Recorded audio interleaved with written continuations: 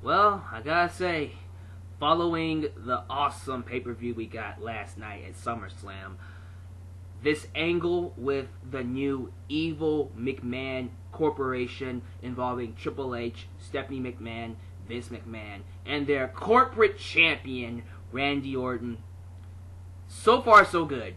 I am thoroughly enjoying this angle. It's nice to actually have an evil boss angle again, especially nowadays, because as of lately, these evil bosses, no offense to Vicky Guerrero or Brad Maddox or Teddy Long or whoever was an evil boss in the last decade, it just fell flat. It never really lived up to that level that Vince McMahon versus Stone Cold Steve Austin set. Now, is this going to live up to it? I don't think so. But for nowadays, it's a really good angle, and I think it's serving its purpose greatly. Now, before I get into that, let me give my quick thoughts on Raw. Tonight's Raw was good. It was solid. I enjoyed a few things on the show, namely the Usos taking on 3MB. I thought they looked especially cool. The suicide dive tag for the win. That was pretty cool. The primetime players are baby faces now because Darren Young came out and said he was gay, which I respect him for, by the way.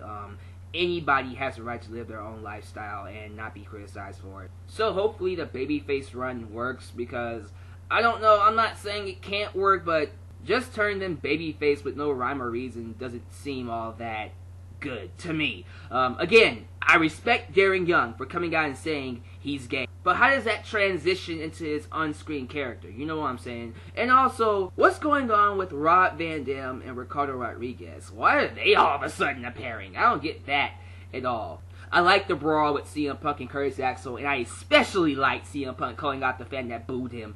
And it made me smile because wrestlers don't do that anymore, you know? Everything is so PC nowadays that it's almost taboo for wrestlers to insult fans for being expressive. I mean, again, although CM Punk is a babyface, wrestlers used to insult fans all the time to get heat. So, if a fan boos you, what's wrong with the wrestler just saying, you suck for booing me? I mean, it's okay. I see nothing wrong for that. As a matter of fact, I respect CM Punk more for doing that because, in my personal opinion, there should be absolutely no reason to boo CM Punk. So, that was awesome. The brawl was cool. It's going to continue the storyline between him and Paul Heyman. Divas match was nice. The stuff with Fandango and The Miz was... I could do without that. What are they doing with Fandango? What are they doing with Ryback? I'm not even going to touch on that stuff. And then a vignette for the Matadors. Apparently it's Epico and Primo coming back without Rosa Mendez. Aww. No more Rosa? Really? Alright, I guess that sucks, but what else can I do? In my opinion, what made Raw a good show was the stuff done with the evil McMahon Corporation and Daniel Bryan, Stephanie, Triple H, and Vince. I'm just gonna call them the McMahons. Why not? Because Triple H is just like Vince and Stephanie pretty much, so there you go. The McMahons. First off, credit goes to John Cena. Yes, I'm gonna give credit to John Cena for putting over Daniel Bryan at the beginning of the show. He's gonna be out for 4 months. Yes, we get a break from John Cena. Thank God. That's good for him and us. We need to miss John Cena. So please, stay away for 4 months, Cena. Just 4 months. The kids will be fine without you for 4 months. They got Daniel Bryan, I'm pretty sure. But the opening segment with Daniel Bryan and Stephanie McMahon was awesome. Stephanie reminded me why I hated her ass so much back in the day. She was good on that microphone. She was saying everything the business-minded wrestling fans say about people like Daniel Bryan. He's too small, he can't draw, he's a good wrestler, but that's it. He has no personality, he doesn't have the look, and it got a lot of heat for her, and it actually worked very, very well. I mean, it wasn't exactly how I said it, but, you know, she put her own spin on it, and it really came across like, wow, you are a corporate bitch. You have no idea what you're talking about. It got under my skin, and it's good to finally have that villain, that antagonist that makes me want to root for the good guys, and it benefited Daniel Bryan so much in this segment, because he ate her for lunch. I think he said to her that, yeah, he said to her that when you sleep with trash, you begin to stink, referring to Triple H screwing him over and stuff like that. That was pretty awesome. And then she called the security to walk Daniel Bryan outside the arena. Really setting up that ending segment with the coronation of Randy Orton being the new WWE champion. Throughout the night, we got people like Dolph Ziggler and Big Show being punished because they spoke against Triple H's actions, and I think that makes a lot of sense. And when it comes to the Shield, and this is why I waited to talk about the Shield here, because I'm with everybody else that thought the Shield kind of felt lame or just not as important as of lately. And let's be honest, the reason why they were cool back in the day, a few months ago, was because they were dominant. They were killing everybody. As a cohesive unit, nobody can beat the Shield. Well, nowadays, people are beating the Shield. And because of that, they lost their luster. They lost their importance. They lost their, direction of being what they are. A dominant stable that nobody can beat when they're all together. And that's why it's important to have more layers to your characters, because once you have that one thing that people like you for and you lose it, you're not going to get over as much, or you stop being as interesting. And that was what the Shield was before tonight, because now they're the personal mercenaries or the personal assassins or bodyguards of the corporation, the evil McMahon corporation, and I think that works perfectly. They took out Dolph Ziggler and took out the Big Show for, speaking out against Triple H, and I think that works very well. That's a good direction for the Shield. I mean, wasn't that their gimmick when they actually came in to be a shield for the WWE champion? When CM Punk was going on his 434 or 35 day championship reign, the Shield was always there to bail him out. I thought that was what their gimmick was for. Okay, well, they're back to doing it now, this time protecting Randy Orton and the corporation. And I think this is what the Shield is for. And this is just a little note before I get into the rest of what I want to talk about. Can we get someone else in the Shield? Like, one more person? Chris Hero or Cassius Ohno? Because I think that would be a great role for him to play. Maybe do, like, some kind of a mystery Shield member and then reveal it to be Cassius Ohno. Who knows? I would like that. That's just me asking for something, is a suggestion. I don't know if they'll actually do it, but alright, enough of me talking. Let's talk about the ending segment here, with Daniel Bryan being called out by Triple H, Randy Orton, Stephanie, and Vince McMahon. By the way, Triple H and his heel promo was fantastic.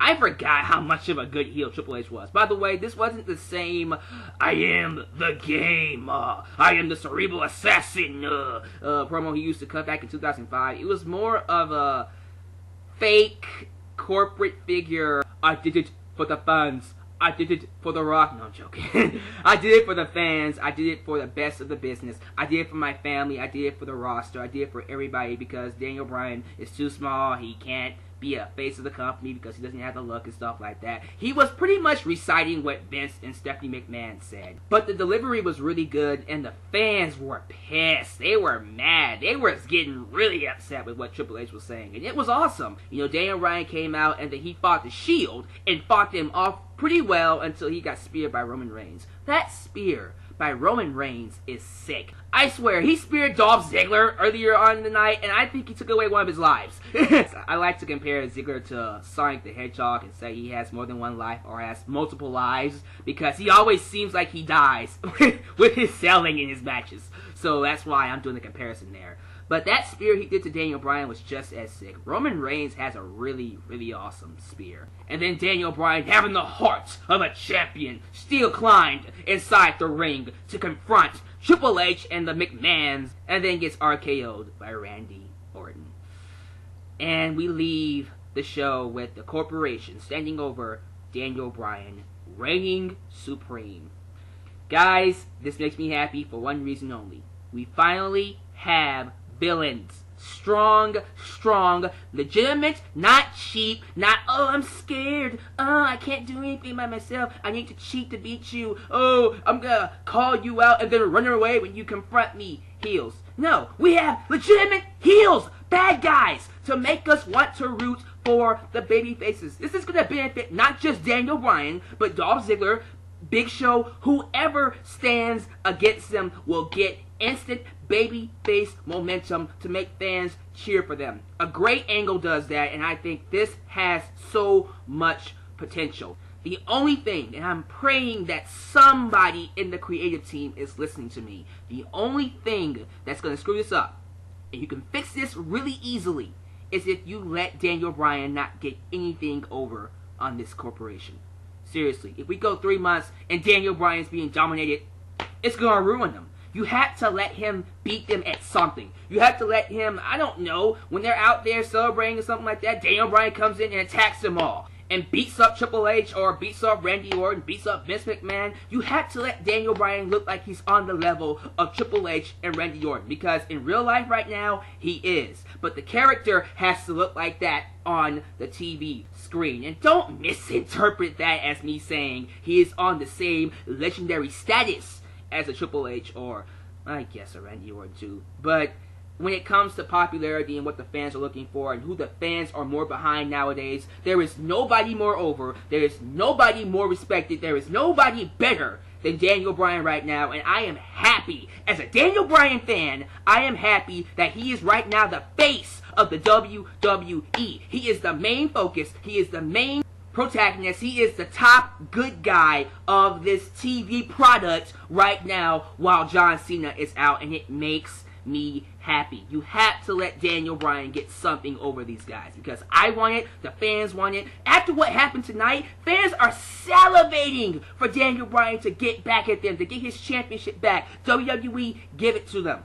Now, don't blow it out too quickly. Draw it on a little bit longer. Really do some segments to really get people to get behind Daniel Bryan more. So then when he actually wins the championship again, it's a big, big deal. This evil corporation angle has so much potential, and it can make so many new stars. But WWE has to execute it the right way. That means let the evil corporation, be bastards and talk down and treat the other superstars who talk against them like crap.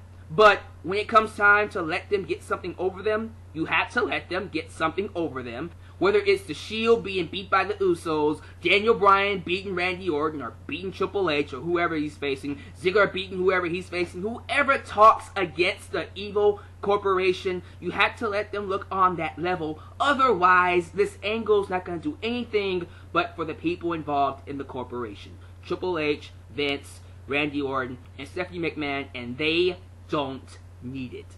This angle should be made, and I'm hoping it was made, to get Daniel Bryan over and make him a megastar. If that's the case, please do it right. So please give me your thoughts down below about this evil corporation, evil McMahon corporation angle, and let me know how you feel about tonight's Raw. Comment section, video response, do what you do. But I said all I wanted to say, so I'll catch you guys in my next video. Hope you guys enjoyed it. I'll catch you guys next time. Your boy, Alyx signing off. Peace. Oh, and one quick note. Let's not forget that this was the angle in 2009 when Triple H and Randy Orton hate each other. If they're so-called only working together because of business, that means they still hate each other, right? So this is going to play out in the angle, right? The whole idea that Vince, Triple H, Randy Orton, and Stephanie McMahon could implode to make things a lot more interesting. Just saying. With that said, Wrestling Paradise, Twitter, Facebook, everything down below in the description box. Check it out. I'll catch you guys next time. I'm out.